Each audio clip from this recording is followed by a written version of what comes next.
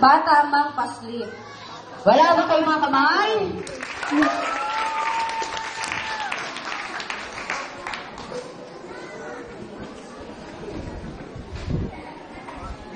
Bata Mang Paslit.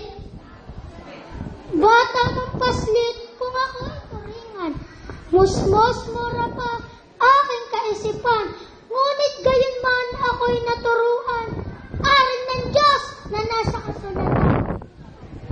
Ako'y naiiba sa ibang kabataan, naiwalay sa layaw mga kasamaan.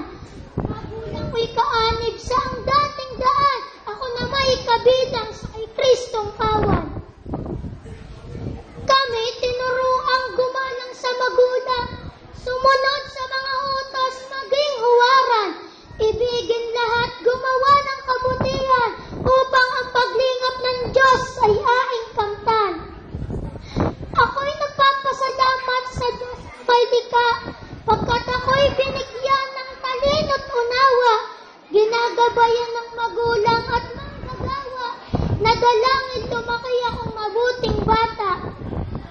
Salamat sa iyo, aking Panginoon, pagkat sinugo mo si Kuya at Tingkong, na sa aming dalangin sila ang tugon, sana ang gawain lalo pang sumulong. Kaya